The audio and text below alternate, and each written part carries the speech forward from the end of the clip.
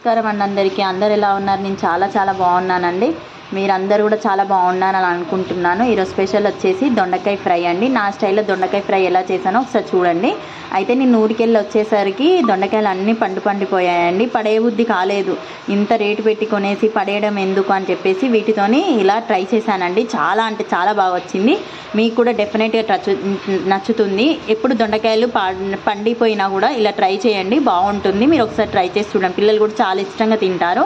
ఏం లేదండి, ఫస్ట్ ఒక కడాయి పెట్టుకొని తర్వాత సరిపడా ఆయిల్ వేసుకొని పోపు దినుసులు వేసుకోండి. పోపు దినుసులు కొంచెం వేగాక, లైట్గా వేగాక పచ్చిమిర్చి యాడ్ చేసుకోండి. పచ్చిమిర్చి కూడా కొంచెం లైట్గా వేగాక మనం కట్ చేసి పెట్టుకున్న దొండకాయ ముక్కలు ఉన్నాయి కదండి, దొండకాయ ముక్కలు యాడ్ చేయండి. యాడ్ చేసి ఒకసారి కలిపేసేయండి.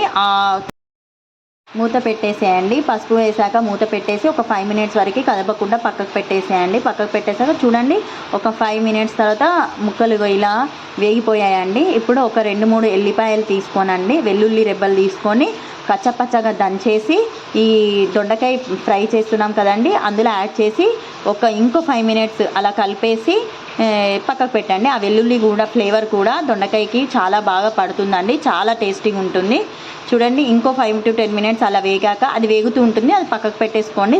లో ఫ్లేమ్లో పెట్టేసుకోండి. ఇక్కడ మనం పొడిలు రెడీ చేసుకుందామండి యాడ్ చేయడానికి. ఏం లేదండి, ఫస్ట్ ఒక కడాయి తీసుకోండి. కడాయిలో కొన్ని పల్లీలు తీసుకోండి. పల్లీలు వేగనివ్వండి.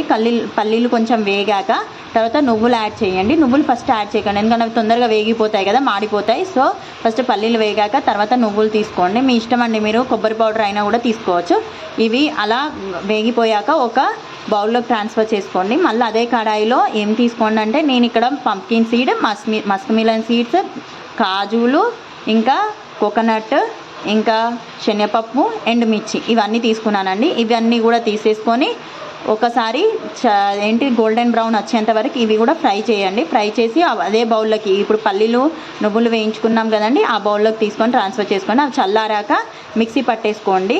నేను ఇక్కడ కరివేపాకును కూడా ఫ్రై చేసి పొడిలాగా చేసి వేసానండి, ఎందుకంటే మా పిల్లలు కరివేపాకు అస్సలు తినట్లేదండి. ఎప్పుడు చూసినా ఏరి పారేస్తున్నారు.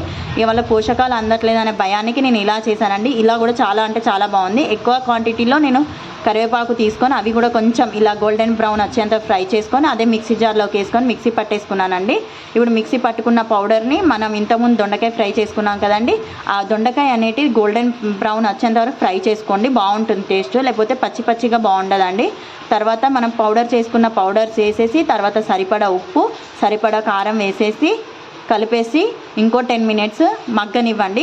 మధ్యలో కలుపుతూ ఉండండి. మగ్గనిస్తే మన యమ్మీ దొండకాయ కర్రీ రెడీ అండి. ఒకసారి మీరు కూడా ఇంట్లో ట్రై చేసి కమెంట్ సెక్షన్లో కమెంట్ చేయండి. ఇలా చేస్తే వేస్ట్